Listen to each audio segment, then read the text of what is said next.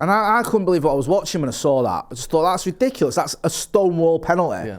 And again, it's not giving it. And again, United wins, so we just go, it doesn't matter. But it does matter. That could have been costly. Yeah. That could have affected the game. If we hadn't won that game, you'd be looking back at that moment and going, that cost us, that was a turning point. Hello and welcome to Stretford Paddock. My name is Joe, that is Jay, and this is Off the Bar. Jay, it's just us two today, but I haven't seen you in a week. I'm so excited. There's so much to talk about. This is going to absolutely fly by. I'm so glad no one else is here to just poison this. I got told off on my holiday for watching videos of you. You big saddo. That's so good. That's fantastic. I was just having a little sneaky, I had to pretend it was porn to get myself out. I'm just watching a bit of filth. You're watching Joe again, I don't know. Yeah, you are. I know you are. I can hear his sound coming under the toilet door. It's clearly him. How was your holiday? Was it good? Yeah, it was mint. It was really good. I had a great time with the family. Needed a little break. I love doing this, I do, but we've not been away as a family for 6 years, abroad. So it's good to get away. All of us had a really good time. Caught a bit of sun, had a chill, managed to switch off and relax. And obviously, Manchester United just kept the mood going, as did Liverpool and City. What a beautiful week it was, eh? That was the time when I was actually good. I wasn't here to start really trolling. By contrast, you were away for a week. Liverpool, I think, lost twice, or certainly lost once and then lost again yesterday, which I know you're back technically. Yeah. City lost, Chelsea lost, United won with their third game in a row. You went away for 1 week and all that happened. Yeah. 18 months ago, I went away for 6 weeks or 5 weeks. United won one game. And do you remember what the game was? It was the Coventry FA Cup semi-final. That felt like a loss. Arguably the worst win we've ever had. Do you know what? That was all we won in 5 weeks, Jay. What a holiday it's been for you. Well, I remember that game, right? It emotionally scarred my son because I took him to Wembley for the FA Cup final when we lost to City. Yeah. And then I thought, right, I need to take him to Wembley again when it's like a game we'll win. Coventry, you're not going to get a better game at Wembley against a team that almost like top to middle table in the Championship. So I was like, right, 3-0 up. Game. Sweet. Game He's over. happy, I'm happy. Get the rollover hot dogs out, you said. Yeah, exactly. And then 3-3, devastating, everyone screaming, shouting, just miserable. Then we thought they'd score. What happened when that 4-3 goal went in? I was with some friends and their kids and my kid. That goal went in. We got off, right? My lad's crying, yeah. But I'll tell you, because I didn't leave the stadium. Only by look, not design. So my lad's crying. He's in tears. Right. I don't blame him, to be honest with you, because it is devastating. We're going down the steps at Wembley. Everyone turns around and starts coming back. I thought we'd gone down the wrong exit, so we've hit a dead end. People go, no, VAR. VAR's got involved. Checking it. I'm not going to lie, Joe. There's a part of me that didn't want to go back up. Because I'm thinking, are we going to have to make him cry twice? Yeah, go back. Oh, no, it is a goal. Even worse. Sadder than ever. Or even, it's not a goal and then they score again anyway. Yeah, very possible. So we went back up. Obviously, the rest is history. We won on penalties. But I actually felt a little bit embarrassed by it all. So, I left the stadium. I was chatting to some Coventry fans. And I almost had to apologise for how crap United were and the fact we'd won anyway. But what a contrast to this week. This week, it's just been phenomenal. There's loads of stuff to talk about. We're going to talk about, obviously, the optimism, just the general sort of feeling around Man United at the minute together, which we haven't done. Also, I want to talk a little bit about transfers, because I think that fundamentally one thing we've been saying for so long is just we need a better team. And, you look at the transfers that INEOS have made, and there's genuine evidence building that their track record it's too small to draw massive conclusions, and also you can't 100% say Brian and Burmo is a success, even though we kind of can. But because it's been 10 games, it's hard to say success. However, across their transfers, I think we're starting to see a pattern of very good things at the moment, certainly compared to the lot before them. Also, I want to look at referees. Yeah. And this is an interesting one because there's a lot of things that go into this where now is almost the perfect time to talk about it when we are winning games. Yeah. It doesn't seem like sour grapes or like, we're so hard done by, because we've won a lot of the games where these problems have been. It's just the 2 or 3 other ones where we haven't, that now you almost can talk about it because we're on a good run of form. It's a great point, because I remember you did a referee video a while ago. Yeah. I remember you made that point. You said, look, I don't want to do a video when we've just lost the game because of a bad refereeing decision. Let's look at it when we've actually won, and you can say without people saying it's sour grapes or bitter. Yeah. This is happening to us. And even though we're winning or we've won this game, we're still on the brunt of some terrible decisions. It's been doing my head in. It did my head in when I was away. Yeah. And that Ahmad penalty, because I was like, what are you on about? How is that not a penalty? What's going on? Yeah. And I know it's slightly different. I mean, you would talk about this off camera than what had happened with Ahmad, where he got that booking at Anfield. Yeah. Because he took the ball and the man, and that was deemed a foul and a yellow card. I know there was a lot more sort of impacts on that, but we're going to get into that as well. Yeah. Well, let's talk about it now. Let's start. Yeah, why not, man? Because I'm here for this. Because it's infuriating me. Sorry, I didn't mean to interrupt. Well, there's a few different ones in there. Obviously, going back, one of the first ones was that Cunha foul or non-penalty against Arsenal. I included it in the sort of video I did yesterday, talking about the improvements at United and why we've started to win games. But that was a obvious, clear foul in the 88th minute against Arsenal at home in a game we've played really well in as well with a better team. And Saliba sort of basically attempts to play the ball and just kicks Cunha's ankle. Cunha goes down, no foul given. It's the most stonewall penalty I've ever seen in my life. Yeah. I don't understand how you can watch that and go, it ain't a penalty. No. It just is. He just boots the player, not the ball, in the box. Yeah. That is a penalty. Now, you might argue, well, you go, Bruno's missed some penalties. He might, but he might not. He's took a penalty at Old Trafford this season, the only one, I think, against Burnley, and he scored it. Yeah. So there's no reason to think he wouldn't have scored that. His overall penalty record is very good. And I think we'd have gone on and won that. I do. I'll stand by that. That could have been a massive win on the opening day against a team that have finished second for the last 3 seasons running. That would have been huge. And instead, it's a defeat. And even though the performance was good, and I think yourself and McCall spoke about it afterwards, and there was a lot of level-headedness around that result, but that could have been a real around that performance. Sorry, that could have been a massive result for Manchester United. It could have been a good performance and a good result for a manager that needed to get off to a bit of a flyer. Yeah, I mean that's an obvious one, and it just was a penalty. And even if it was just a draw, it gives us an extra point, takes 2 points off Arsenal. Yeah, that's a big thing. There was also, I mean, there's a few against Brighton, but before we get to that, the one against Brentford is a big one because we were given the penalty, but it's clearly a red card. Do you know what I love about this? And Burma gets pulled down basically on the 6-yard line, and therefore he's unable to reach the ball, unable to get a touch on it, unable to probably tap it in for an equaliser, and instead it's a yellow. This shows as well how astute you are, man. You've got such good knowledge. You have. I'm not just saying this because you're busy, but it's true. Because you called this out at the time, and you called out how the contradiction in the rules of he's not in control of the ball, so it's not a red card, but he's not in control of the ball because he's being pulled back, which stops him being in control of the ball. Yeah. And it wasn't really made clear at the time from what I could hear on the commentary, but the next day, when everyone had analysing it, and later on, we're going, that is the contradiction, which is what you pointed out straight away at the time. I was too busy foaming at the mouth to really think about anything other than just the fact that we got a penalty, we missed it, the world's going to spin off its axis. You were right. That's a red card. And you could have argued, well, just because he gets a red card doesn't mean that when Bruno could still miss it. He could, he might not. It might be like, you know what? Because he did miss that penalty. Yeah, you don't know. But even so, even if he does miss that penalty, they're down to 10 men. Yeah. We've got 20 minutes probably with added time. It's the 77th minute. So if it's a red card, there's probably more VAR, more looking arguing, at it. 5-6 minutes. All that jazz. Yeah. 20 minutes to get a goal, to get an equaliser, maybe even get a winner. Yeah. There's a chance you don't lose that game. If you don't lose away at Brentford, that changes the narrative around the manager as well. Because there's not all this sort of negativity and, oh my God, you've drawn at Brentford. Yeah. People can stomach that. So that is a big decision that they got wrong. And when you've got people like Dermot Gallagher, and anyone who's watched this channel knows my thoughts on that idiot, actually saying United are getting outdone by certain decisions, that says a lot to me. Yeah, because it just is a red. Yeah. And it wasn't, the ball was going maybe a metre or so in front of him, an easy sort of take a step and come onto the ball and strike it, probably, like I said, just to tap it in, knowing him.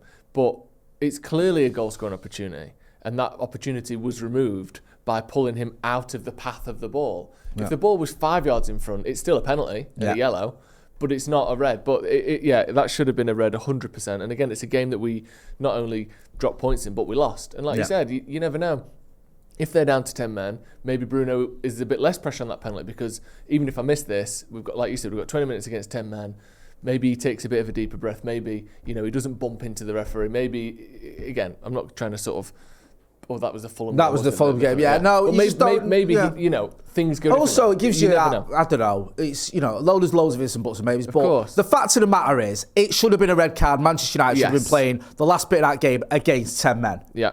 Which is that obviously gives you an advantage. Yeah. 10 men, So let's have it right. We were hard done by. And again, it shouldn't have been that difficult to get that decision right. Even on, we've actually skimmed past the Chelsea game, which I think the Casemiro second yellow was harsh. You're right. And the thing with this is, I was a bit annoyed at Casemiro because of his experience. It's idiotic. He gets a yellow straight away, doesn't he, after they've got, I think, the red. There's a yellow right near the ref where he flies into a tackle. It is probably a yellow. Yeah. You think, right, you're on a yellow now. Referees, for some bizarre reason, love evening it up if they can. Yeah. It's like they've got it in the red, like, if I can give the other team a red card here, I'm buzzing. And they'd obviously have sent off the Chelsea lad. Casemiro's on a yellow. I'm always worried when Casemiro's on a yellow because he doesn't seem to alter his game. And I know he wasn't on a yellow, but we all remember the game at Sellers Park where if he got booked, he missed the Arsenal game. Yeah. And he gets booked right near the end. It almost felt like Raphael Varane's behind him. Booked, and he didn't need to do what he did, but he did it anyway. So you just think, don't do anything stupid. He kind of has his arms around him or whatever it was with the foul. The play that's going nowhere, and he gets a second yellow, and you're like, oh, for God's sake, Casemiro. But when you look at that, you go, is that really a yellow card? And it's certainly not a second yellow unless you've already given a red to the opposition team. Yeah. If it was 11 versus 11, there's no way he gets another booking for that. He doesn't. It just doesn't. And again, it's like you said, in our heads, when you allocating the blame for that red card, because 95% is going to Casemiro for just being an idiot, which he was. And you just think there's no need to challenge someone from the other side of the ball. All of that, it is stupid. You almost forget that. Well, it probably was a bit harsh. It probably, of course it was. He gets the merest of sort of touches on him, and sort of Anyway, it's one of those that's a bit more of a middle ground, but I do think it's a little bit tough. Quick one, we've just dropped some new Stretford Paddock merch. We've stepped it up this time, new designs, better quality stuff that fits really well and feels decent. We've taken our time with it, made sure everything looks and feels right. There's a mix of styles. We've got the Paddock branded stuff as well as the green and gold designs too, whether it's for match days, the pub or just day to day. And as always, if you grab something, it helps support the channel and everything we're trying to build here. Link is in the description. If you want to check it out, let us know what you think. Go and have a look. On to the Liverpool game. So the Ahmad tackle, which results in him getting a booking, I think that I keep seeing this. There was a tweet the other day, and I'll try and find it and we can put it in the edit. And it was of someone running through into the box and a leg comes across them. And the person, so I've got the ball, I'm running into the box, a leg comes across me to try and get the ball. They don't. I swing to shoot, and because there's a leg in my path, I kick that leg and go over. Yeah. And people are saying, is this a penalty or not? Because basically, I've kicked you, but the only reason I kicked you is because you put your leg across my path and tripped me, basically. Yeah. And for me, it's 100% a penalty. Yeah. You can't just stick your leg across someone and then when they kick your leg, they fouled you because they're the one with the forward motion. No. Ahmad goes through, gets the ball, a Liverpool player dangles his foot in Ahmad's way, not getting the ball, and again, if it studs up, it's probably a red card to the Liverpool player, but because he just dangled his foot in and Ahmad makes contact with it, then it's Ahmad that gets booked. You're like, you've just put your foot in the pathway of a man playing the ball. Yeah. You are fouling him. Terrible. It's not the other way around. No, it's a bad decision, and because we won, no one really cares. And Ruben Amorim, give him credit, I think he did the right thing. He did it with Casemiro as well, I think, in that game, where when they got yellows, he took them off straight away. That is the right thing to do at Anfield. Trust me. Yeah. Like, the referee would have been like under so much pressure if either of those two players, who are liable to still carry on playing the game the way they do. They're not the type of player that go, oh, I'm on a yellow now, I'm not going to go into a tackle, I'm not going to do that. They're both going to go to the ground. They're both going to just do what they do because that's their nature. Yeah. And if they'd have done it, the crowd starts screaming and roaring. A player rolls himself around on the floor. Michael Oliver, who probably realises I've not made this game all about me, sends someone off. So I've got why Ruben Amorim took Ahmad off. He was right to do that. But that hurts United. Yeah. That is a player who was playing really well. Looked like he's coming into his own in that position over the last couple of games. He's doing that thing of defending quite well and putting them on the back foot when he's going forward. The type of player you need at Anfield, the type of player you need in a game like that. He's got bags of energy, he gets stuck in, he keeps hold of the ball, he does all the things you want to do against Liverpool. He does them exceptionally well. And you've had to take him off. And I'm not saying that, we haven't got other players that can step up, we have. But that is putting us at a disadvantage for a bad decision. It is. It is. And I know these sorts of things, I'm always a little bit wary when we do sort of ref stuff, because it's a little bit like sour grapes kind of, nothing's fair, my life's so shit. And I am a little bit reluctant to be like doing that, because you sort of think, well, no, we should take responsibility for what happens to Man United, or, we should. But I do also think if you're not calling it out, then what emphasis or impetus is there for the refs to keep doing it? And I don't think the referees, PGMOL is going to play this podcast in their sort of boardroom or meeting room next week before the fixtures are sort of officiated.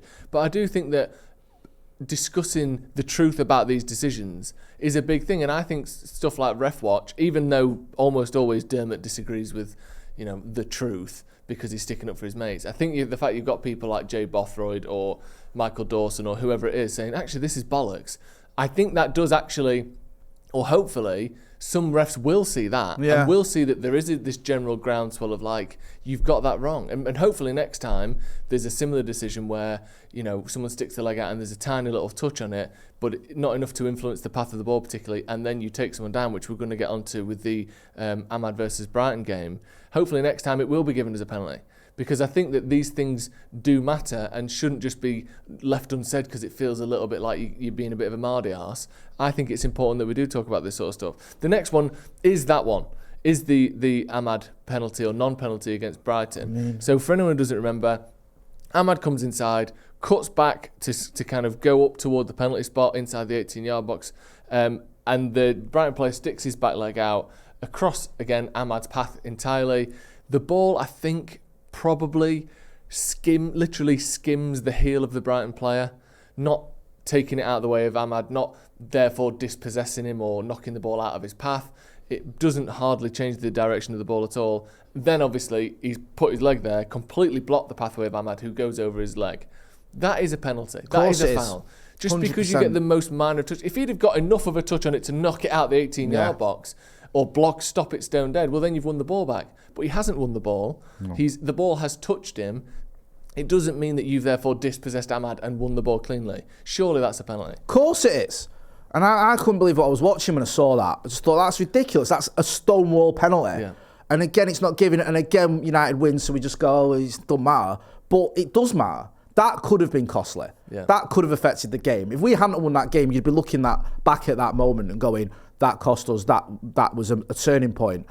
Now, thankfully, United kept going and scored, a few goals, whatever. But it's a bad decision, and it's an obvious bad decision, and it infuriates me because I'm not for VAR. I get the automatic offsides, right? Fair enough, but the VAR stuff, it does my head in. Waiting for ages for decisions, it kills momentum. And I'm not digging you out. I felt sorry for you. The Liverpool game, not celebrating a goal because you're waiting for the VAR decision. I get it. Yeah. I understand that. And it's robbing us of a little bit of enjoyment of the game. And I don't think it's worth the payoff, personally. But at the very least, it should be doing its job and looking at things like that. Yeah. If we are going to have VAR, then let's have it doing its job. And it wasn't. It's like, the ref didn't give it. All right, why is VAR not giving it then? And they've agreed with ref. And who's on VAR? Michael Oliver's shock. So didn't even Dermot Gallagher say that was a penalty? That should have been a foul? Probably. I'm not sure because it was away. But yeah, I mean, either way, I think a lot of people were saying, I think you're right. A lot of people, if he didn't, a lot of other people have done. A lot of refs have said Mark Clattenburg definitely did as well. That's a penalty. It's an obvious one to me. Yeah, and again, we go back to this thing of because it's United and because maybe we're not at times as vocal as other fans are. There's sort of, you look at Arsenal, they moan about everything. Arsenal fans love it. Moans about everything. Yeah, making it out like they're the most hard done by team and club in the world. And we often don't. A lot of the time, United fans as a collective will be quicker to look at our own team and our manager or whatever rather than outside forces. Not all the time, but sometimes we do that, and I get it. But in this instance and in what we're talking about now, we've been had over. Yeah, 100%. I mean, the other one in that game, again, turned out to be all right, but the booking that Dorgu got, I think but again, this is one of those things where it's like, because a certain number of people, or because a certain portion of you as a viewer, as a fan, sees that and goes, oh, I'm glad he didn't get sent off. Because it's in that was he last man ballpark, isn't it? Yeah. Because you're almost relieved he didn't get sent off. We sort of just accept the fact that it was a foul, which I don't even think it was, because what happened is, was it Minter that had gone through? I can't remember. I think it was, but whoever it was for Brighton went through, took a heavy touch. The ball goes to Lomans. Then because he realises he's taken a heavy touch, slows down to engage contact with Dorgu behind him, and then falls over. Like if you slam your fucking brakes on the motorway and a car hits the back of you, it's not their fault. Yeah. For me, that's what I think he did. So that's the first thing. I don't think it was a foul. It definitely wasn't a red, by the way. And for anyone who doesn't know why, it's because the question when it's a red is, was it a clear goal-scoring opportunity? And the answer to that is no, because the touch was so heavy. Yeah. The ball had gone to Lomans. There was no chance he could have scored because our keeper's got the ball, but it was deemed a foul, so that's why it's a yellow and not a red. So we shouldn't really be relieved that it wasn't a red, because the only reason that the foul even happened is because that chance of a goal-scoring opportunity had organically gone away because of the bad touch. He knew what he was doing. And he knew what he was doing. Like, to be fair to him. So there's point one. Has he bought the foul? I think so. Potentially still a foul anyway. Okay, whatever. What it certainly isn't is a foul that was given 20 yards outside off the goal line. It was about 30 yards, 35 yards away. Yeah. And for some reason, they've given the foul here, and he's taken it where the ball was at the time of the foul, not where the foul was. He's literally got, being fair, 8 or 9 yards extra, 8 or 9 yards closer to the goal. They've taken that. And that's the sort of thing you just think, that is literally the difference between that being a goal and not. No, almost certainly. Like, it's insane, isn't it? Yeah. We was chatting earlier, it's like, if you've booted the ball like into the box and then got fouled, you don't get a penalty. No. Like, you'll go, well, the ball landed in the area, so we'll take the penalty, give you a penalty. So why they've let Brighton have the free kick from there is beyond me. Now, look, Danny Welbeck scoring, even if it's against United, it's not the end of the world. But yeah, we still cheered it. It kind of the best of both worlds. United win, Danny Welbeck scores. I can live with that. But it shouldn't have been from there. And as great as Danny Welbeck is, I agree with you. I don't think he scores from 40 yards out or 35 yards out, whatever. They get exponentially more difficult to score the further they are away from the goal, obviously. That's just, I don't know if exponential is the literal mathematical equation, but clearly the further away you get, it gets much harder very, very quickly. If he'd have took it from where the foul occurred, you could have had no wall. Yes. You could have said, get out of the way. Yeah. If he ain't proper Roy Keane at Sunderland, what he did with his players, but he ain't scoring from there. No. Like, it's almost impossible. So you're right. It was a bad decision. Again, like the Ahmad one, we won. Yeah. No one really cares. No. But it's ridiculous. Yeah, and it's just bizarre. And I think maybe there's been a focus on, was it a red, was it not? So maybe even in terms of arguing, the players arguing, they've not picked up on the fact the ball's been moved 20 yards forward. Yeah. But it had been, and that is what gave Brighton that goal. It could have been very costly. And there was a moment towards the end of that game where it looked like Brighton might even get an equaliser before Mbumo wrapped it up. Yeah. So again, these are fine margins, man. We could have been sat here not having won 3 on a row, drawing at home when we were 3-0 up, and being devastated. Yeah. For the sake of balance, it is worth mentioning the third goal for us, we're the only team that scored 3, was checked for VAR for a potential shirt pull from Luke Shaw, and that did go our way. Yeah. Again, I think, and I agree with the refs on this one, that the contact was minimal. He grabbed a little bit of his shirt for a fraction of a second. Yeah. It wasn't a full come back here, you, and it wasn't a sort of, I'm going to grab it and run along with you. It was a little grab, and also the touch that the player had taken the ball off into our defender anyway. Yeah. So I don't think there was any chance for me that was a foul. It's one of those where if you screenshot it, you can go, look, there's a screenshot of the shirt being pulled. Surely that's a foul. Yeah.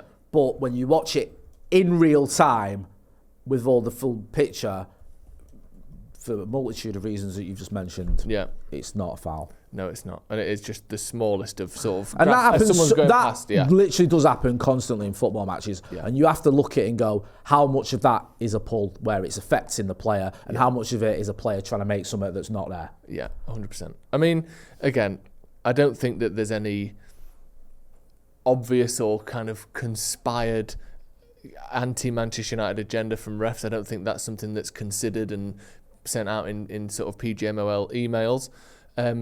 I do think, though, that it's something that needs attention to be looked at. And another thing for United is, which is a really good thing, is we should have had a penalty in almost every game we've played this season, which is really good. That shows how much we're getting in the box and how much dribbling and danger that we have inside the 18-yard box compared to previous seasons. What's the table at the minute? Just the Premier League table, the penalty table. Let me just get that up. What, are we on 16 points? So Arsenal on 22. Right. Bournemouth 18, Tottenham 17, Sunderland 17, and then City and United on 16. Right, so we should be top of the league. Yeah. Because Arsenal wouldn't have had those 3 points. So they'd have had one. I don't think I think we'd have won it. Right, so they're down 19. Yeah. Right, we're on 19 because we get that win. Yeah. I think we'd have beat Brentford. So we're on what, 22? 22. So we're on 22, Arsenal on 19, we're top of the league. So we've been robbed of the title. Robbed of the title. It's so good. It would have been awarded after 9 games. Yeah. We've been robbed of the title. So that's 21, gone. And it's these referee decisions, isn't it? Yeah. We've been robbed. For sake. Do you know what I mean? They've took the title off us with these bad decisions. They've essentially rescinded the title after giving it to us. Yeah. In a way, in a sort of some sort of swirling logic of yours. Yeah, exactly. But I'm joking all that. No, it's huge. There's a chance we could have been and right also, in that mix at least. But let's sort of, even if we're a little bit more realistic with it, let's say we'd have got 1 extra point there and maybe 2 extra points, or even just 1 extra point against Brentford. Let's just be really all right, 18 points. So 2 extra points. But by the end of the season, we might be 2 points off 5th or 2 points off 7th. Yeah. Like, that's the more likely scenario here, is that we are within touching distance of European football in some shape or form and maybe don't get it. So it does need to hopefully level itself out across the season, or it might cost us some form of European football. We'll see. We, on this channel, right, we have criticised and questioned things about United that have gone wrong. We've done that many times, like since we started the channel. But you also have to question things that go against us as well. It's not all one way. So when, like you say, a player hasn't performed as well, the manager's struggling or whatever, or you're looking at certain things, aspects of the play or whatever, and you're going, this isn't good enough, you question it. But also, you should question it when you're getting hard done by. You should question it when your things aren't going the way they should be against you. And I think it's right to do that. And I think it's not a coincidence that after every game there's a talking point, there's a controversy, and it's come against us. And I think when you're winning those games, it also gives you the ability to say, look, it's not just sour grapes, because we actually won. But these decisions were wrong and they need calling out. So, well, I just think that, what are we, how many games we are into the season, and we've just been through quite a few decisions there that just weren't right. No. Let's move on a little bit, because despite all of that, despite everyone being against us, for God's sake, there's still good and growing optimism at United. Not just on the pitch as well, but off the pitch. We saw an interview with Jason Wilcox come out today. Talking about the confidence, and doing a good job as well. I think one of the main sort of points of the interview was we haven't completely changed what we think after these last 3 games. We already thought we were training well. We already thought the results, other than I think he quotes the Brentford game in particular, other than certain struggles we had in that game, that generally speaking, things have been better for a while now, and we're kind of just starting to see it. Do you like that we're seeing, first of all, a more vocal senior leadership team, whether that be him or Ratcliffe, etc., and also that there seems to be a real level-headedness to him. Whether 3 weeks ago that looked almost delusionally positive, now it almost looks like, come on, join in with the excitement here. But they seem to be quite sort of rigid with this like consistency, don't they? No, they do. You're right, and you remember when like Ed Woodward used to give an interview and you'd cringe. Yeah, and it'd come back to bite him in the arse, because people would go back to, we can do things in the transfer market that no one else can, and then we'd be missing out on players. We'd be buying, spending, I don't know, whatever on Di Maria or whoever, and then having to sell them a year later at a loss, and you'd be like, you're just making yourself look stupid. And we saw it with Klopp in an interview recently, where trying to get the quotes where he said about how Ed Woodward just basically didn't sell Manchester United to him at all, and he was making it out like, we can just go out and get you anyone you want kind of thing, or any player that we want, and it wasn't attractive to him as a footballing project. You listen to Jason Wilcox or you see those quotes, and you can tell he's a football man. Yeah. Whether you rate him or not, there's no denying he was a player. Yeah. And he's had success as well at Manchester City in terms of their youth development. went to Southampton briefly and has come to Manchester United. He's someone from a footballing background his entire life. And he speaks like that. And when he said certain things like how happy he is with the way things are going, but you've got to keep going, and it's about not just winning 3 in a row, then the focus on winning 4 in a row. I like that. And I think he is right to acknowledge the success of the signings. I use the word success. I know we've not won anything yet, and we'll have to wait and see how it pans out, because we've had signings that have come in and done well and then tailed off. But a lot of the time, what we're meeting at is we have signings that come in and straight away look out of sorts. Yeah, and you're hoping from basically week 1 that it's going to get a lot better. Yeah. And is that what? He's only. How many times have we said it's still his first season? Mate, fuck it. That feels like most of the signings we've made over the last 10 years. And you look at Onana, for example. Yeah. There's a lot of ropey moments in those first few games, and you're like, oh, it's it'll get better. Yeah. When you look at obviously Le Mans has come in and he's looked good in his first few games or first couple of games. How many games has he played now? I think 4 maybe started. Jesus, Weps, I need to sort my maths out, yeah. So he's looked well. He's looked good in those games. 3, apologies. Yeah. 3. Yeah. You look at basically Sesko has looked really good. I'm enjoying what I'm seeing from him. I know some people are questioning it and going, is he quite at the ground running? You can see the quality there. Yeah. And he's been involved in a lot of good things for Manchester United. He's involved, obviously, in the Chelsea red card. I think it was his flick on that led to that. He got an assist against Brighton. He got 2 goals. Lovely assist as well. Nice flick out, get the ball away from his feet and lay it into Mbeumo. It was good. Really good. Yeah. There was the 2 goals he's got as well, obviously. That's what he's in the team to do. Yeah. And you can just see him from his touch, his movement, everything about him. I like what I see from him. And Mbeumo and Cunha, you don't need me to tell you anything about them. Yeah. It speaks for itself. They've done what they were doing at Wolves and Brentford. And you could even argue that they maybe even at some point stepping up a little bit. So, been phenomenal. So, I'm really pleased with the signings. They have hit the ground running, doing really well. So, and he's right to acknowledge that. Hopefully, at the end of the season, we'll be talking about how well they've done over the course of the season rather than just the start of it. But yeah, I liked a lot of what I saw from that interview. And I think that, look, I get it. I said this on the news, it's good PR, it's a PR exercise. He's not going to come out and go, these signings are terrible, this manager's an idiot, and the fans are all knobheads and they need to stop supporting us. And I'm a City fan. See you later. See you later. Yeah. He's going to say, it's all rosy, it's good, we're happy, blah, blah, blah. But he's also saying, we do need to keep the standards high, we need to move forward. And yeah, I always used to moan that the interviews we used to get from certain people at the club were either idiotic or non-existent. And this guy's talking like someone who knows what he's on about. Yes, we'll have to wait and see whether that comes to fruition, but certainly he's saying the right things. Yeah, I mean, I do want to read one of the sort of quotes about asking about, the question was, as we head to the festive fixture list, how are the preparations going for that longer term vision that is sort of referenced? He says, we've got a clear plan, we know what we have to do, we know the areas of the team that we have to improve for us to get in the top 4 and consistently challenge for Champions League places, win Champions Leagues, win Premier Leagues. We have to invest in the squad, we have to buy the right players who are talented but also can deal with the pressure, who can take the squad forward. It's not just about signing elite talent, they have to have the right character and be someone who can bring something different to the team. We're really happy with where we are. We know we've got to improve, and the players, they will never be satisfied. Ruben will never be happy. I will never be happy. It's just how we're built. We're always looking to improve. Anybody that thinks Man United should be thinking, anybody who works at Man United should be thinking the same, and they do, with the standards we are driving every day.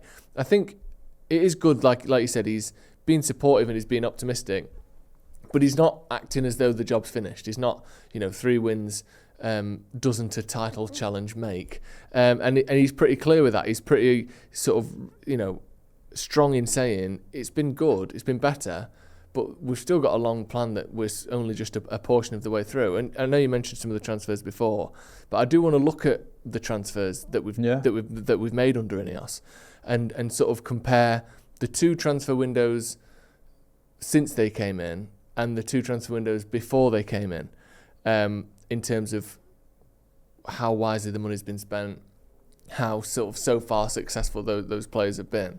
So obviously, since you're talking about summer transfer windows, or just how many windows have they been able? So I mean the two seasons, should I say? Right, since they came in, no, summer and winter. So no, of course. Yeah. It's basically they've been here for 2 years worth of transfers. Let's look at the 2 years before that. So this summer, obviously, we've seen Sesko and Mbeumo and Cunha and Lomans as the main kind of transfers. I know we got Diego Leon as well, but that's a much cheaper. Even I said this in the news, look, one for the future. We scored a wonder goal for the under-18s, showing green shoots of why we brought him in. Yeah, I know it's taken him a little while to settle, which you'd expect a youngster coming from Paraguay.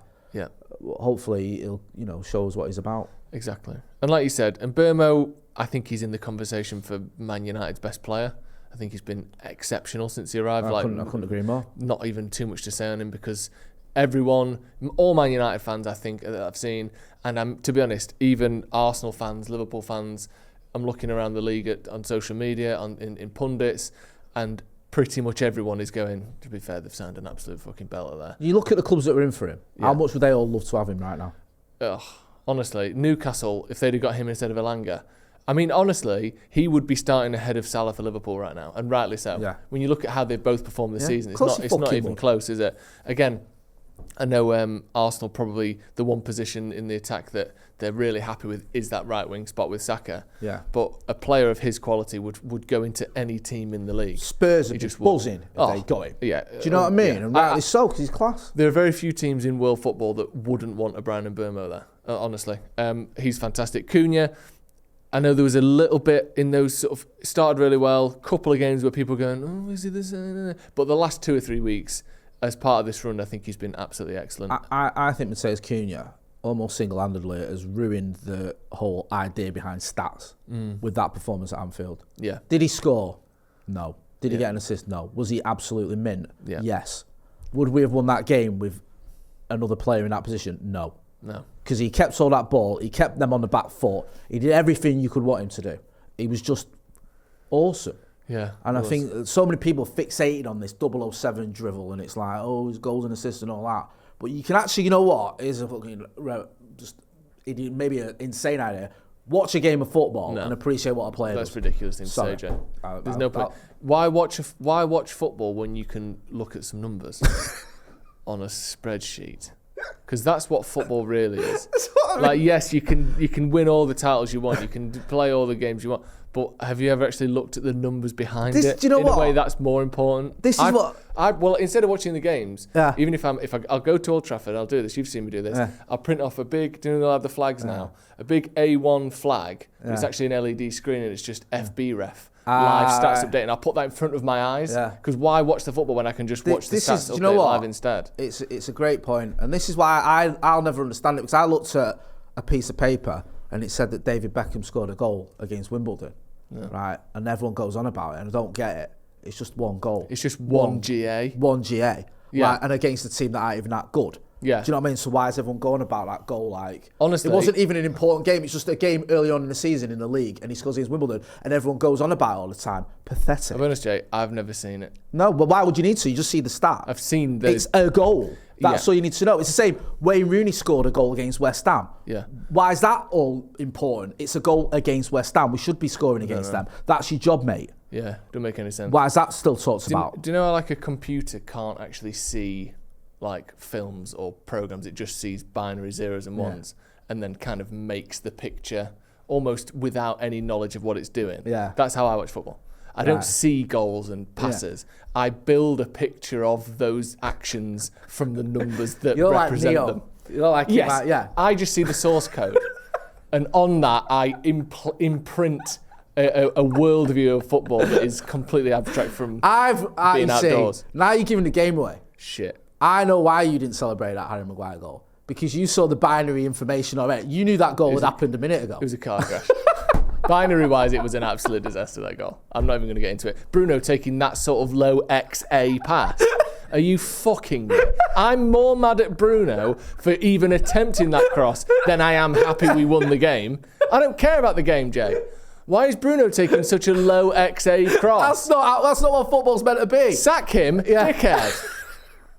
You don't even count that goal. What goal? Yeah, we drew at Anfield. I'd say what goal, to be honest. Because I think it was an embarrassing set of affairs, that. Anyway, let's go through the rest of them. So Cunha, like we said, my stat brain won't ever lie, but apparently he's been all right. And Sesko, let's be honest, I think of all the sort of number 9s that have been signed this summer, I think Isak will come good because he's just too good not to. Liverpool going through a shit time. When you're talking about, do you want Gyökeres, do you want Sesko? I think Watkins was on the cards as well. Of those three, I would not trade Sesko for either of the other two in a million years. The more I see of Gyökeres, the less good I think he is, to be honest. No, I don't. Obviously, Ollie Watkins has had his issues this season, and he's a lot older than the others. Well, he's a lot older than Sesko, so saying, Gyökeres, he's sort of in between them both. Again, just watching the games. Watch Gyökeres. Like, it's actually a bit hard to watch him. He's a bit gross to watch. He is a bit, isn't he? Yeah. He's like watching me playing for Arsenal at times. Like, he's touched the way he turns, and I'm like, hey, this wasn't the guy we saw at Sporting. And then you look at, obviously Watkins is like I said, he's struggled. And then you look at Sesko. Just look at the quality of him. Look at the difference. There was a player who's just fitted in really well, seems to get on with his teammates, knows his role in the team, fulfills it really well, doesn't kick off on Mo when he's dropped for a big game like one at Anfield, comes back into the team and does his job. Everything about him I like. Yeah. And I think he's kind of ended the argument as well with those couple of goals because people were waiting for him to score. Oh, when's he going to score? Well, he did. So, I mean, you remember like when he didn't take the penalty till later on in the game against Grimsby and everyone was on his case and they were saying he had cramp and there was a reason behind that. That was a lot of people were on that because it was like there's a way to criticise him here. Then it was, well, he's not scored in the Premier League. Now he's scored in the Premier League and he's got a couple of goals. He's got assists as well. He's doing what we hoped he would do. And I'm liking what I see from Benjamin Sesko. I think Lomans is another one. Again, there's not too much to say. Everything he's been asked of, he's done very well. I think the only question around him would be, what does he have in the locker in terms of playing it out from the back? He's not been asked to do too much of it. And whether is that because the manager knows he can't and it'd cost us games if we tried, or does he think that actually the best way for us to win games is these more direct approaches over the top of people's presses, win second balls, etc. We don't really know, but other than that, and that's just a question, it's not a negative, it's just a unanswered. He's been a fucking massive improvement at United, hasn't he? He has, and he settles everyone's nerves, doesn't he? You can see the defence, the crowd, everyone is just feeling a lot more confident and assured with him between the sticks. And long may it continue. It's a good start. It's not easy as well coming into Manchester United as goalkeeper and having that positive start. I mentioned Onana. Other goalkeepers have come in and looked shocking almost from the off. He's come in, and how long were we waiting for Bayern Day to have 3 good games on the spin? He hasn't had them. Well, there you go. Yeah. He hasn't, you're right. So, I've been really impressed. I think there's a reason that Jason Wilcox can sit there with his chest out so far and go, these signings have all done what we wanted. I mean, if you look back to last season, obviously we can be a bit sort of quicker with these because we've had a longer time to assess them. Lenny Yoro, still 19, fantastic. Matthijs de Ligt, looking like one of our most important players. Nusay Mazraoui, I know he's been injured, but again, is excellent when he plays. Dorgu, having a bit of an up and down time at the minute, but at 25 million quid, it's not, a gigantic waste of money, whatever happens. And I also think he's good enough to come good. The couple of question marks since they arrived in terms of purchases is Joshua Zirkzee and Manuel Ugarte. Zirkzee looks like he might go in January or certainly at the end of the season, and Ugarte still doesn't seem fully favoured by the manager, but neither of them are. I think, Ugarte was 50 million euros, so 45 million quid. Zirkzee was 42 million euros. So neither of them were, massive outlays in terms of Anthony kind of Sancho numbers. And because they've got a decent reputation, they're not known as dickheads, they're all right. I still think we could get a decent fee for them if we were to sell them. Also, as well, it's the great unknown. Like when we brought in Zirkzee, there was still question marks around Mason Mount's fitness. Was he going to pan out? He has done, and he sort of stepped it up a bit. So that's made it even more difficult for Zirkzee to get into the team because he's not a 9.5, he's a 10 for me. Yeah. And also, when he plays, he actually looks all right. I just feel a little bit sorry for him. And then you've got, obviously, Ugarte. I think he is the one that's probably not lived up to expectations, and it's difficult to defend that transfer. But I get it. We needed a certain type of player. He was that type of player. And you could even argue that whilst he hasn't been good enough, there's also the fact that Casemiro looks rejuvenated. Yeah. No one saw that one coming. We all thought this was the beginning, the end of Casemiro. Yeah. So that has been a sort of unknown factor that INEOS couldn't account for. So I don't want to make this blanket, INEOS are wonderful and they've done everything right, but I understand why some of these transfers probably haven't worked out the way they should have. And also, that's 8 out of 10 transfers that we think are either very good or good. 2 that maybe aren't quite great. That's an 80% record. And just quickly, to compare that to the 2 windows or the 2 years before, you got Højlund, Mount, Onana, Bayindir, Anthony, Casemiro, Martinez, Malacia. And then not to mention the likes of sort of Weghorst and others in there as well, also Christian Eriksen, where it's 50-50 doesn't even cover it, really. There's more misses than hits in those, especially when you look at value for money. Some of those transfers were absurd. So we've definitely improved on that front, and that's a good foundation to build the rest of things from. Jay, it's been fantastic to have you back. I can't wait. You're never allowed on holiday again. That's the first thing. It's funny enough, my missus said the same thing. Yes. Secondly, the fact that we keep winning, maybe you should go away more. So that sort of contradicts my first point. Yeah, I'm not quite sure how to read this info yet. Like I said, I've got the binary. Get the data. I'll get the data, and I'll tell you when tell me and where. whether I'm best served for this channel in Manchester or in Tenerife. Or in Tenerife, yeah. That's the interesting thing. We'll work that out. But thank you, as always, for joining me. Thank you at home for joining us as well. Again, make sure you check out the merch. Jay's got his Stretford Paddock hoodie on there. Fantastic as it is. This has been Off the Bar. We'll see you in a bit.